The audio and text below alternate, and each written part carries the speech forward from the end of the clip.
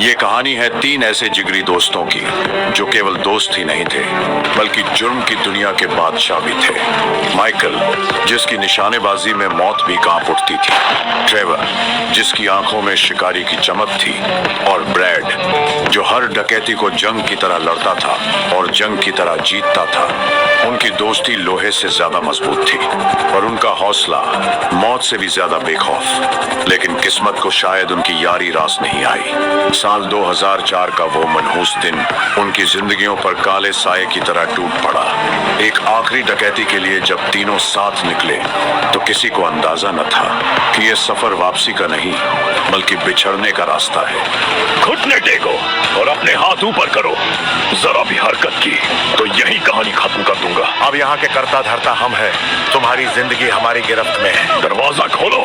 अगर और वक्त जाया किया तो एक एक की गर्दन काट दी जाएगी। आखिरी चेतावनी है ये। हाथ ऊपर रखो। बमबारी के सहारे तीनों दोस्तों ने तहखाने का मजबूत दरवाजा उड़ा दिया और पल भर में तिजोरी का सारा पैसा समेट लिया। अपनी कामयाबी पर इतराते हुए वे बैंक से बाहर निकल ही रहे थे कि तभी एक नागरिक ने माइकल को दबोच लिया और उसकी छाती पर बंदूक तान दी। हथियार फेंक दो। मैंने तुम्हारा चेहरा देख लिया है और अब ये चेहरा तुम्हें सलाखों के पीछे पहुंचाएगा। इंसान रोजाना हजार बातें भूलता है। समझदारी इसी में है कि आज इस चेहरे को उन्हीं भूलों में दफन कर दो। अपने मित्र को बचाने के लिए ट्रेवर ने बिना एक पल गवाए नागरिक पर गोली चला दी। ट्रेवर उनकी दोस्ती की मजबूत नींव था, लेकिन माइकल को उसे धन्यवाद कहने का भी मौका नहीं मिला क्योंकि बैंक के बाहर पुलिस उन्हें घेर चुकी थी। तीनों फौरन गाड़ी की ओर भागे और उसे पूरी रफ्तार से दौड़ाया।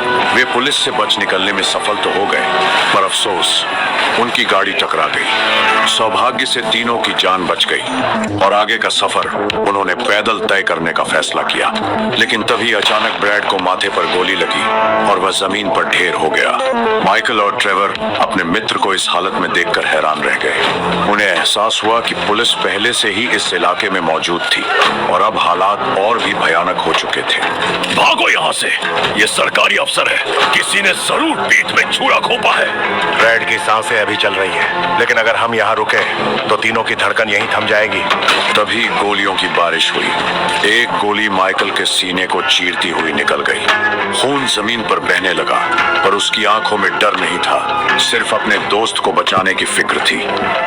माइकल ने ट्रेवर से जाने के लिए कहा, मैं तुम्हें इस हालत में छोड़कर नहीं जाऊंगा। तब माइकल ने अपने करीबी मित्र को दोस्ती की आखिरी कसम दी। ट्रेवर ने सीने पर पछतावे का पहाड़ लिए, बंदूक उठाई और अपने दोस्तों की मौत से लड़ने लगा। लेकिन जब आखिरी गोली भी खत्म हो गई, तब उसका हौसला टूट गया। वो मुड़कर भागा। पीछे दो घायल दोस्त थे और आगे सिर्फ जिंदा रहने की मजबूरी। एक राहगीर को उसने हॉस्टेज बनाया, मगर यह ढाल भी बेकार साबित हुई। सरकारी अफसरों की तादाद आसमान की तरह फैली हुई थी। चारों ओर बंदूकें, चीखते सायरन और मौत की दहलीज पर खड़ा एक टूटा हुआ दोस्त। उस रात गोलियों से ज्यादा तेज आवाज ट्रेवर के दिल के टूटने की थी। लेकिन ये डकैती उतनी साधारण नहीं थी जितनी दिखाई दे रही थी। माइकल ने अपनी ही मौत का नाटक रचा और झाड़ियों के पीछे छिपकर अपनी ही कब्र को दफन होते देखा, जबकि ट्रेवर इस सच से अनजान था। 9 साल बाद माइकल ने पहचान बदलकर नए नाम से जिंदगी शुरू की, डकैती और लूटपाट की दुनिया से दूर। पर इसके बावजूद उसकी जिंदगी किसी अंधेरी काल कोठरी से कम नहीं थी। बच्चों की बेरुखी, टूटती शादी और रोज के झगड़े उसकी जिंदगी नरक बन चुकी थी।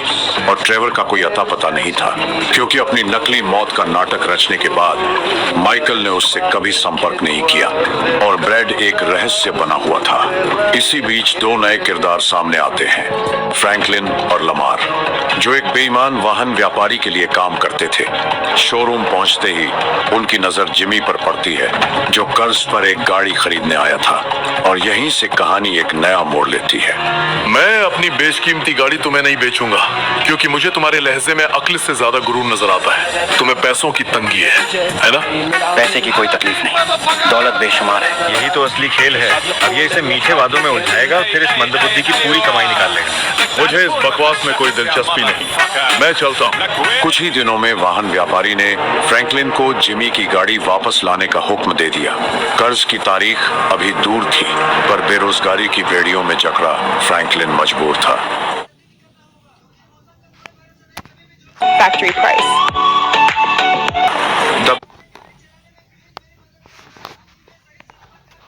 पाव हवेली में घुसकर वो जिमी की गाड़ी चुरा लाया और शोरूम की ओर निकल पड़ा।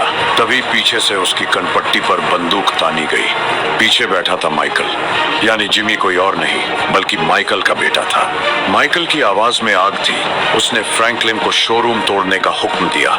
ये 9 मिलीमीटर की पिस्टल इस वक्त तुम्हारी किस्मत लिख रही है। शोरूम की दीवार तोड़कर अंदर घुसो, वरना तुम्हारा अंत यहीं तय हो जाएगा। माइकल के आदेशों का पालन करने के सिवा फ्रैंकलिन के पास कोई और रास्ता नहीं था। उसने गाड़ी मोड़ी और कांच तोड़ते हुए शोरूम में घुसा दी। शोरूम में माइकल ने वाहन व्यापारी को बेरहमी से पीटा, उसकी चीखों को अपने गुस्से में दबा दिया और उसे अधमरी हालत में छोड़कर चला गया। वाहन व्यापारी को सबक सिखाकर माइकल अपने घर लौटा, लेकिन दरवाजे पर खड़ा चेहरा किसी और का नहीं, फ्रैंकलिन का था। काम की तलाश में उम्मीद की एक आखिरी किरण लिए फ्रैंकलिन को देखते ही माइकल की आंखों में अतीत की परछाइयां उतर आईं। उसे अपनी पुरानी जिंदगी की झलक दिखी। बंदूक, बारूद, डकैती और उबलता हुआ खून। उसके दिल में एक अनजाना अपनापन जाग उठा। फ्रैंकलिन उसे जाना पहचाना सा लगा, जैसे कोई बिछड़ा हुआ साया फिर लौट आया हो। मेरी चौखट पर आने का मकसद है। काम की तलाश मुझे यहाँ खींच लाई। तुम्हारी दुनिया में मेरे लिए कोई जगह है? मैं अब उस खेल का हिस्सा नहीं हूँ। तो अब पूरी जिंदगी बंदूक की जगह पंछियों की आवाज सुनने का इरादा है? मैंने इस खेल में उम्र गुजारी है। खून और बारूद की महक में सांसें गिनी है। तकदीर मेहरबान थी, इसलिए मौत टल गई। अब मैं थक चुका हूँ। लेकिन उस दिन मैंने तुम्हें लड़ते देखा, मानो कोई मुर्दा कब्र से उठकर शहर पर कयामत ढा रहा हो। वो बस एक मर्द का फर्ज था। गंदी नाली के कीड़ों के खिलाफ स्वच्छता अभियान था। और अगर किस्मत मेहरबान हुई तो एक मामूली गुंडे बनकर रह जाओ। ये सब सिर्फ धोखा है। कॉलेज जाओ और एक साधारण जिंदगी जियो। लूटपाट की दुनिया के बुरे तजुर्बों की वजह से माइकल ने फ्रैंकलिन को कॉलेज जाने की सलाह दी, पर उनके मुकद्दर को कुछ और ही मंजूर था। अचानक माइकल को पता चला कि उसका बेटा अगवा हो गया है। बेबस पिता बनकर उसने फ्रैंकलिन से मदद मांगी। फ्रैंकलिन की शानदार रफ्तार और हौसले से जिमी बच गया और माइकल ने उस पर भरोसा कर उसे काम देने का वादा किया। लेकिन घर लौटते ही माइकल हैरान रह गया। उसकी पत्नी उसे धोखा दे रही थी। उसका सब्र टूट गया और उसकी आंखों में आग उतर आई। मैं उस दरिंदे को अपनी ही बीवी की इज्जत लूटने के पैसे दे रहा हूँ। दफा हो जाओ यहाँ से। माफ कर दो भाई, तुम्हारी बीवी ने कहा था कि तुम्हें हमसे कोई ऐतराज नहीं। अब मैं ऐतराज नहीं, सीधा तेरे जनाजे का इंतजाम करूंगा। मैं तुम्हारा सारा हिसाब चुका दूंगा। हिसाब अब तेरी सांसों की कीमत से होगा। ये चल क्या रहा है? कुछ नहीं, महज एक गलतफहमी है। इसने एक हरामजादे के साथ मेरे ही बिस्तर में शर्म की सारी हदें पार कर डाली। ऐसा कुछ नहीं हुआ। मेरा साथ दोगे? चल भाई, कमीने को उसकी औकात दिखाते हैं। माइकल के अंदर सिर्फ बदले की आग थी। फ्रैंकलिन के साथ वो टेनिस कोच के आलीशान बंगले तक पहुंचा, जहां उसके दिमाग में एक जबरदस्त विचार आया, पूरा बंगला मिट्टी में मिला देने का। मेरी गाड़ी के पीछे जो तार है उसे इस बंगले से कसकर बांध दो। तुम सच में इसका पूरा बंगला जड़ से उखाड़ फेंकना चाहते हो? इस हरामखोर ने मेरा गठबंधन उजाड़ फेंका है। मैंने वादा किया था दोस्त, आज के सेशन के पैसे लौटा दूंगा। मुझे पूरा यकीन है कि मेरी गैर हाजिरी में ऐसे और भी कई सेशन हुए होंगे दोस्त। तुम मेरे घर आकर मेरा पैसा खाकर मेरी ही बीवी के साथ पीठ पीछे छुरा घूमते हो। क्रोध में अंधा होकर माइकल ने अपनी गाड़ी और लोहे की तार का इस्तेमाल किया और टेनिस कोच के बंगले को खंडर बना दिया। बदला पूरा होने की तसल्ली के साथ दोनों घर लौटे, पर वहां एक और तूफान उनका इंतजार कर रहा था। जिस बंगले को उन्होंने तोड़ा था वह मेक्सिको के खूंखार बंदूक और बारूद के व्यापारी मार्टिन का था। मार्टिन ने माइकल की मौत का ऐलान किया और उसकी जान बख्शने के बदले बंगले की कीमत वसूली। क्या तुम्हें अंदाजा भी है कि मैं कौन हूँ? शायद हाँ। जरा इन जनाब को भी मेरी पहचान से रूबरू करवाओ। मार्टिन मद्रासो। दुनिया इसे व्यापारी कहती है, अंडरवर्ल्ड इसे सरताज मानता है। इस पर गैर कानूनी नशे के कारोबार चलाने का आरोप लगा था, लेकिन इसके खिलाफ गवाही देने वाले लोग मार दिए गए और मुकदमा गिरा दिया गया। शाबाश बच्चे। माइकल, मेरा तुमसे एक सवाल है। तुमने मेरे शानदार बंगले को मलबे में क्यों बदल दिया? मुझे लगा उसका मालिक मेरी बीवी के साथ सो रहा था। एक टेनिस कोच के लिए वो कोठी कुछ ज्यादा ही शाही नहीं थी। उस वक्त मेरी अक्ल पर गुस्से का पर्दा पड़ा था। अब उसकी भरपाई तुम करोगे और मेरा अंदाजा है कि इसकी कीमत लगभग 25 लाख के आसपास बैठेगी। इतनी बड़ी रकम कमाने का रास्ता सिर्फ एक ही दलदल से होकर जाता है। पुराने दोस्तों से संपर्क करना होगा। मुझे थोड़ी देर सोचने दो फ्रैंकलिन। यही से माइकल की तकदीर ने फिर करवट ली और उसे उसी अंधेरी गली में वापस खींच लाई जहां से वो कभी जान बचाकर निकला था। उसकी किताब में पैसे कमाने का बस एक ही उसूल था, डकैती, लूट, खून पसीने से लिखा गया खेल। बीते बरसों में उसने अपनी उस खूनी जिंदगी से दूर भागने की हर मुमकिन कोशिश की थी। परिवार चुना, सुकून ढूंढा और एक शरीफ इंसान बनने का ढोंग रचा। मगर जब हालात गलत बोझ ले तो इंसान को वही हथियार उठाने पड़ते हैं जिन्हें वो दफना चुका होता है। मजबूर होकर उसने अपने पुराने साथी लेस्टर से संपर्क किया। एक होशियार और चालाक हैकर अपने मरे हुए दोस्त का स्वागत नहीं करेगा कमीने। मुझे यकीन था कि एक दिन तू मेरे घर जरूर आएगा, लेकिन मैं तो मर चुका था। मौत भी तुझे झेल नहीं पाई। अब मुद्दे पर आ, कौन सी मुसीबत तुझे मेरे दरवाजे तक घसीट लाई है? तुझे कैसे मालूम? उलझने ही इंसान को अतीत का दरवाजा खटखटाने पर मजबूर करती है। मैं कभी एक अच्छा दोस्त नहीं बन पाया लेस्टर। देर आए दुरुस्त आए। मेरे लिए काम करके अपनी दोस्ती का मुआवजा चुका देना। मुझे एक जोखिम भरा काम करवाना है और तुझे मेरी मदद चाहिए। दोनों फायदे में रहेंगे। मेरे पास और कोई रास्ता नहीं। खैर, मैं सच में शर्मिंदा हूँ। मैं तुझसे नाराज नहीं हूँ। ना तूने सरकार को मेरा नाम दिया, ना ही मुझे धोखा दिया। रही बात तेरी, मैंने भी तेरा राज दफनाए रखा कि तू किसी कब्र में सड़ने के बजाय एक ऐसी शादी में गल रहा है जहाँ तेरी बीवी और बच्चे तेरी कद्र नहीं करते। लेकिन इसी बीच माइकल को फिर याद आ गया कि उसने ये जिंदगी छोड़ी ही क्यों थी। क्यों उसने अंडरवर्ल्ड की राह से मुंह मोड़कर एक परिवार चुना था। जब उसका अपने ही बेटे से टकराव हुआ तो उसे एहसास हो गया कि ये लड़ाई सिर्फ सड़कों पर नहीं, उसके अपने घर के अंदर भी चल रही है। आपको जरा भी शर्म नहीं आई? वो मेरा टीवी था। जुबान संभाल कर बात करो। आज माँ की बात सच साबित हो गई। आपको अपने परिवार के जज्बातों की कोई कद्र नहीं है। मैं बस ये चाहता हूँ कि तुम अपनी जिंदगी में कामयाबी हासिल करो। वाह पापा, क्या शानदार सीख है। टीवी तोड़कर दी गई ये नसीहत हमेशा याद रहेगी। एक बाप होने के नाते मैं सिर्फ तुम्हारा भला चाहता हूँ। आपकी मोहब्बत का तरीका सच में कमाल है पापा। पहले चीजें तोड़ते हैं, फिर उसे नेकी का नाम देते हैं। माइकल और उसके परिवार के बीच के फासले बढ़ते जा रहे थे। उसके बच्चे और बीवी उससे नफरत करने लगे थे। बदकिस्मती से माइकल के पास फिलहाल आगे बढ़ने के सिवा कोई और रास्ता नहीं बचा था। कर्ज की जंजीरें तोड़ने के लिए उसे उसी राह पर लौटना पड़ा जिसे वो कभी छोड़ आया था। इसलिए उसने गहनों की दुकान में चोरी करने की योजना को अंजाम देने का फैसला किया। जगह और पहरे की कमजोरी कहती है कि पेचीदे रास्ते इस डकैती में काम नहीं आएंगे। हालात सादगी मांगते हैं। अंदर घुसने से पहले हम उनकी सुरक्षा व्यवस्था को कमजोर करेंगे। शोरूम का पहरेदार बाईं तरफ होगा। हम उसे बेहोश करेंगे और ठीक 15 सेकंड बाद तुम अंदर घुसोगे। तुम कर्मचारियों पर कड़ा दबाव बनाओगे। एक आदमी भीड़ संभालेगा। तब तक मैं और लेस्टर काउंटर से सारा माल समेट लेंगे। पूरे काम में बस 90 सेकंड लगेंगे। आखिरकार डकैती का दिन आ गया।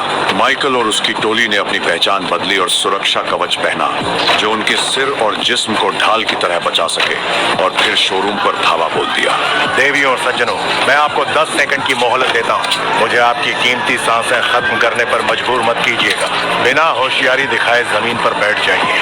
कांच तोड़कर उन्होंने सारे गहने चुरा लिए। मिशन की कामयाबी की खुशी उनके चेहरों पर साफ झलक रही थी। लेकिन उसी वक्त माइकल ने कुछ ऐसा बोला जो भविष्य में उसकी शांत जिंदगी में एक बड़ा तूफान लाने वाला था। मैंने पुलिस को खबर कर दी है। तुम बच नहीं पाओगे। इंसान रोजाना 1000 बातें भूलता है। समझदारी इसी में है कि आज इस चेहरे को उन्हीं भूलों में दफन कर दो।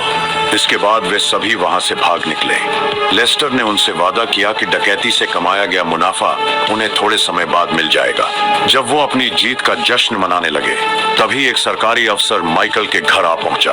उसने उन्हें एक क्लिप दिखाई जिसमें वही पहरेदार राष्ट्रीय टेलीविजन पर माइकल की डकैती का बयान दे रहा था। मैंने उन लुटेरों का डटकर सामना किया। उनमें से एक ने तो ये भी कहा कि इंसान रोजाना हजारों बातें भूलता है और समझदारी इसी में है कि मैं उनका चेहरा अपनी यादों से मिटा दूं। ये खबरें ट्रेवर तक भी पहुंच चुकी थी। जैसे ही उसने ये समाचार सुना, वो एक ही पल में माइकल के शब्द पहचान गया। इंसान रोजाना 1000 बातें भूलता है, समझदारी इसी में है कि आज इस चेहरे को उन्हीं फूलों में दबा। वो ये देखकर दंग रह गया कि उसका दोस्त मौत को मात देकर लौट आया है। हैरानी और खुशी ने उसे एक साथ जकड़ लिया। लगभग 10 साल बीत गए। मैंने तुम्हारी मौत का मातम मनाया था दोस्त, लेकिन तुम तो मरे ही नहीं थे। तुम मेरे सबसे करीबी दोस्त थे माइकल। अब तुम अंदाजा भी नहीं लगा सकते कि तुम्हारे इस पुनर्जन्म के बाद सबसे पहले तुम्हारी दहलीज पर कौन दस्तक देने वाला है। ट्रेवर का दिल धोखे की आग में धड़क रहा था। हर धड़कन में गुस्से की लपटें उठ रही थी। पिछले 9 सालों से ट्रेवर ने अपने दोस्त की मौत का शोक मनाया, और माइकल ने ये जानते हुए भी उसे अंधेरे में रखा। जो दोस्त कभी कदम से कदम मिलाकर चलते थे, हर जुर्म हर खतरे में साथ होते थे, जिनके बीच भरोसे का रिश्ता खून से भी ज्यादा गहरा था, आज वही रिश्ता धोखे की बुनियाद पर खड़ा नजर आ रहा था। ट्रेवर के लिए यह कोई साधारण धोखा नहीं था, बल्कि दोस्ती के नाम पर किया गया कत्ल था। लेकिन कहानी वहां खत्म नहीं हुई। ये तो बस 2 पुराने दोस्तों के पुनर्मिलन की शुरुआत थी।